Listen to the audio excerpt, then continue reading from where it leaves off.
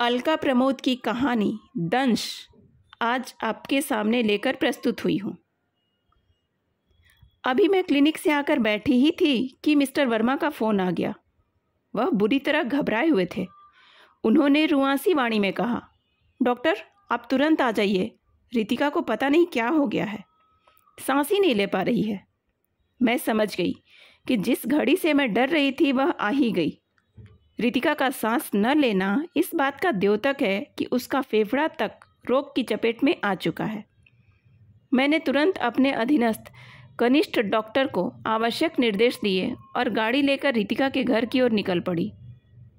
जब पहुंची तो रितिका मिस्टर वर्मा की बाहों में अधलेटी सी सांस लेने का कठिन प्रयास कर रही थी।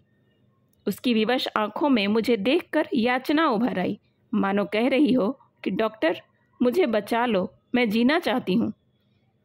वर्मा जी भी मुझे देखकर आशान्वित हो उठे। मैं उन्हें क्या बताती कि स्थिति मेरे वश से बाहर हो चुकी है। परिणाम जानते हुए भी प्रयास तो करना ही था। मन में कहीं एक झूठी सी आस थी कि क्या पता कोई चमत्कार ही हो जाए। कैसी विडंबना थी कि अभी सप्ताह भर पूर्व ही जिस रितिका की उत्साह से पूर्ण वाणी इस घर में विवाह की शहनाई से एकमय होकर गूंज रही थी, वह आज निष्प्राण सी पड़ी जीवन से जूझ रही थी। मैं अपने विचारों को झटक कर पूर्ण रूप से कर्तव्य में जुट गई। रितिका और वर्मा जी को लेकर मेरी गाड़ी तीव्र गति से अस्पताल की ओर दौड़ने लगी और मेरा मन उससे भी तीव्र गति से अतीत की ओर दौड़ पड़ा। उस दिन भी नित्य की भांति मैं रोगी को देखने में व्यस्त थी। मैंने एक रोगी को देखने के बाद अगले रोगी को देखने के लिए घंटी बजाई तो लगभग 45-50 के वय की एक आकर्षक और सौम्य महिला ने प्रवेश किया। कहते हैं कि कुछ संबंध पहले से ही निर्णयित होते हैं। शायद मेरी उससे होने वाली आत्मीयता का आभास मेरी छठी इंद्रिय को हो गया था। तभी वह मुझे प्रथम दृष्टि में ही नितांत आत्मीय सी लगी। उक्त महिला को मेरी मित्र डॉक्टर वॉगले ने व्यक्तिगत रूप से भेजा था। जब मैंने डॉक्टर का पत्र और साथ में संलग्न रिपोर्ट पढ़ी तो ज्ञात हुआ कि आगंतुका स्तन कैंसर से ग्रसित है। मैं कैंसर विशेषज्ञ हूँ, अतः इस दुस्साध्य रोग की घोषणा करके रोगी को हतप्रभ करना मेरी विवशता है। यद्यपि यह दुष्कर कार्य मुझे सदा ही अवांछित रहा है, पर रोगी को वास्तविकता से अवगत कराना मेरा कर्तव्य है।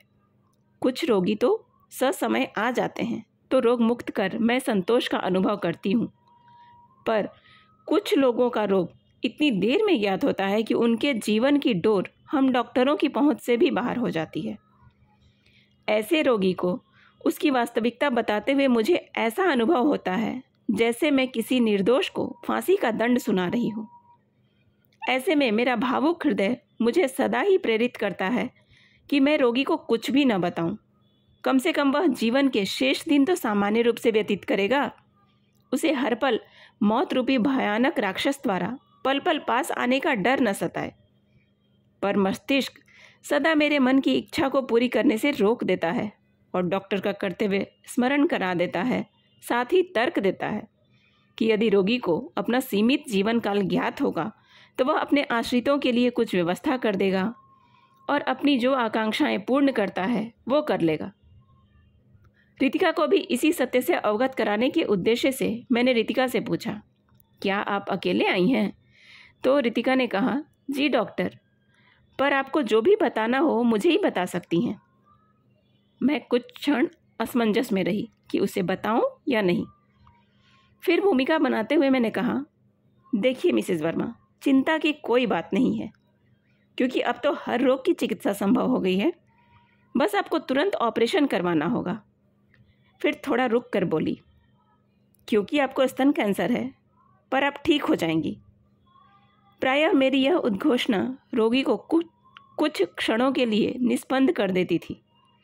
अतः उस दुर्वह क्षण से पलायन करने हेतु मैं अति व्यस्त होने का नाटक करते हुए व्यर्थ ही इंटरकॉम पर अपनी अधीनस्थ परिचारिका को कुछ निर्देश देने लगी। पर मेरी आशा के विपरीत रितिका तो ऐसे स्थित प्रज्ञ सी बैठी रही मानो उसके पास बैठे किसी अन्य रोगी से मैंने बात की हो। फिर सामान्य रूप से बोली, डॉक्टर मैंने रिपोर्ट पढ़ ली थी। माना वह आपकी चिकित्सीय भाषा में थी, पर मुझे आभास हो गया था। फिर जब डॉक्टर वॉगले ने मुझे आपके पास भेजा, तब तो मुझे पूरा विश्वास हो गया था कि मुझे कैंसर है। वह धीमी किंतु स्थिर वाणी में बोली, डॉक्टर, मैं इसीलिए आपके पास अकेले आई हूँ कि कृपया मेरे घर के किसी सदस्य को मत बताइएगा, क्योंकि मैं अभी ऑपरेशन नहीं करवाना चाहती। हाँ, यदि दवाओं से काम चल सके तो चला लीजिए। मुझे आश्चर्य हुआ, क्योंकि वेशभूषा से तो वह शिक्षित लग रही थी। अतः मैंने सोचा कि शायद वह ऑपरेशन से डर रही है। मैंने उन्हें आश्वस्त करते हुए कहा कि अरे, आपको पता भी नहीं चलेगा, कोई कट नहीं होगा। पर वह दृढ़ स्वर में बोली, नहीं डॉक्टर, मैं अभी 1 वर्ष तक ऑपरेशन नहीं करवा सकती, और प्लीज़ मेरे घर वालों को मत बताइएगा। मैंने उन्हें समझाना चाहा, आप स्थिति की गंभीरता को नहीं समझ रही हैं, तब तक तो बहुत देर हो जाएगी। अरे, संजोग से समय से रोग का पता चल गया है तो ससमय ऑपरेशन करवा लीजिए, वरना कितनों को तो पता ही देर में चलता है, और तब उन्हें पल पल मौत की प्रतीक्षा के अतिरिक्त कोई विकल्प नहीं होता है। मेरे इतना समझाने पर भी वह महिला अविचल रही। मुझे समझ में नहीं आ रहा था कि यह क्यों स्वयं मौत के मुंह में जाने को आतुर है। उस समय तो बाहर रोगियों की भीड़ थी, अतः मैंने उसे बाद में आने को कहा। वह जाते जाते भी इस रहस्य को स्वयं तक सीमित रखने का आश्वासन लेकर ही गई।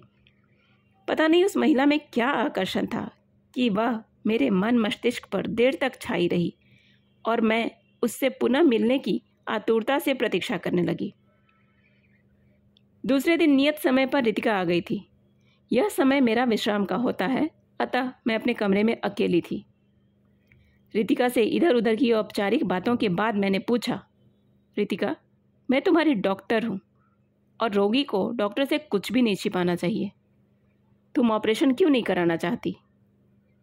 पहले तो वह हिचकिचाई, पर मेरे बहुत आग्रह करने पर उसने बताया, डॉक्टर, मेरी बेटी अनन्या को सुयोग से बहुत अच्छा वर मिल गया है, और आप तो जानती ही हैं कि हमारे समाज में बेटी के विवाह में 4-5 लाख रुपयों का व्यय साधारण सी बात है, और मेरे पति और बच्चे मिलकर प्राथमिकता मेरे ऑपरेशन को ही देंगे, जिसमें हमारे जीवन भर की जमा पूंजी का अधिकांश भाग व्यय हो जाएगा।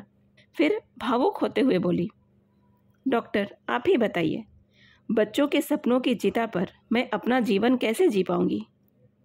यह सुनकर मैं निरुत्तर हो गई, पर मेरा डॉक्टर मन इतना बड़ा सत्य छिपाने को स्वीकार न कर पा रहा था।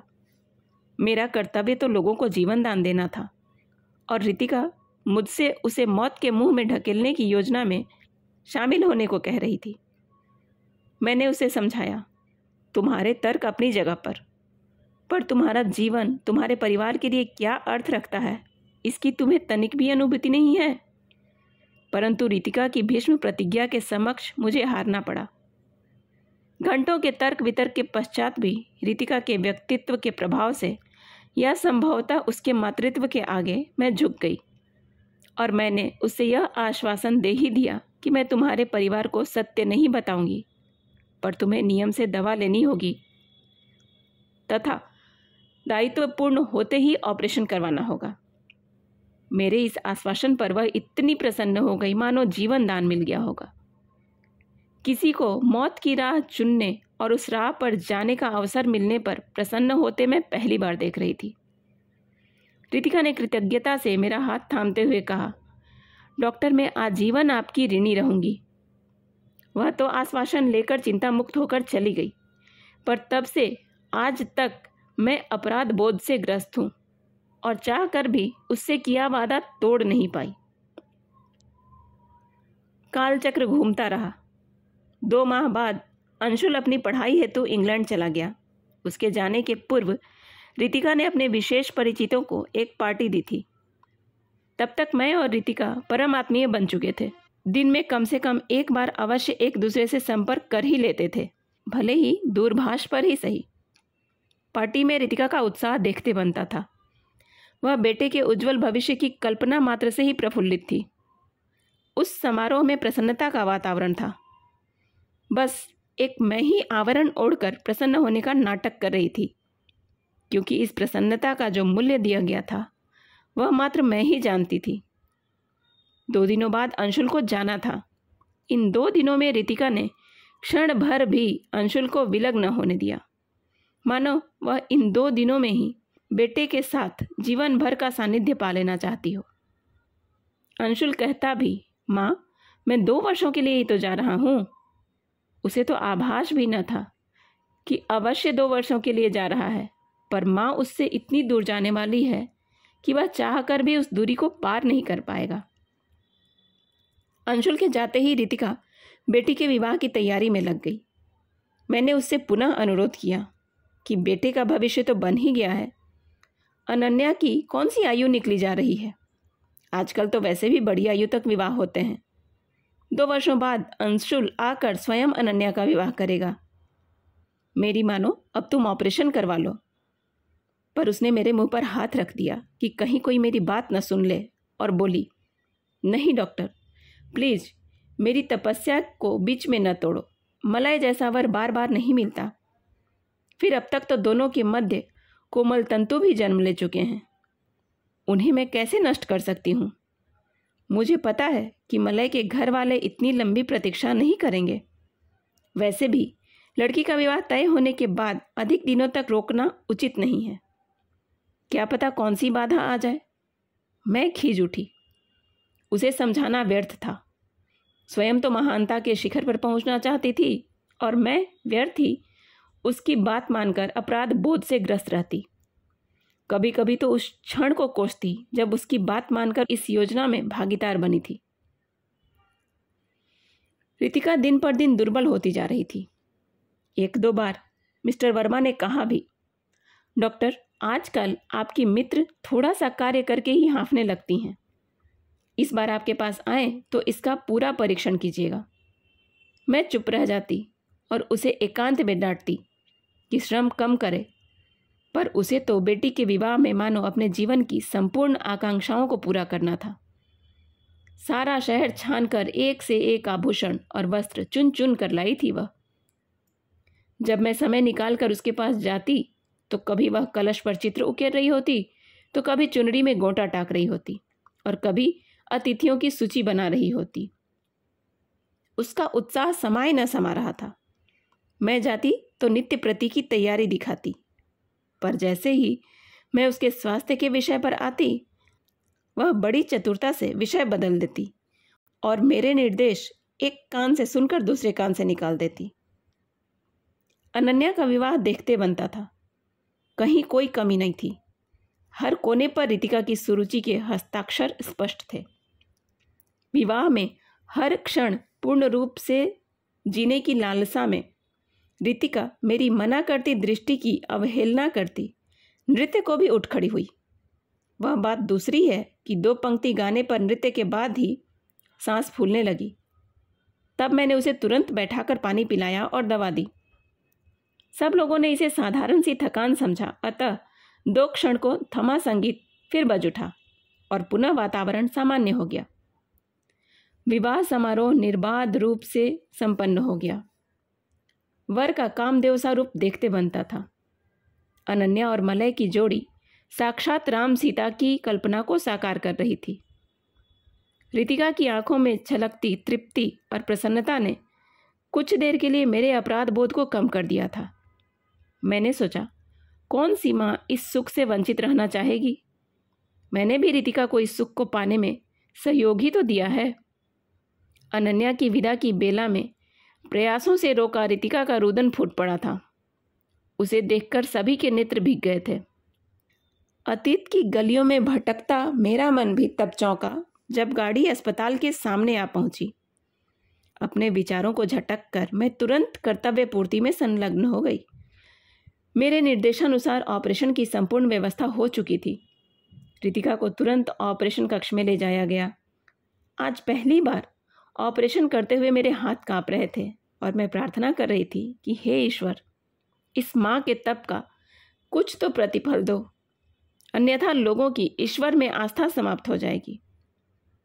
पर शायद ईश्वर को अपनी आस्था के खोने का भय न था। अतः उन्होंने मेरी प्रार्थना अस्वीकृत कर दी। सब कुछ समाप्त हो गया। सबने इसे होनी मानकर स्वीकार कर लिया। ईश्वर का उद्देश्य पूर्ण हो गया। आज अनन्या और अंशुल अपने परिवार में संतुष्ट और सुखी हैं। कहानी आपको कैसी लगी कृपया कमेंट करके ज़रूर बताएं।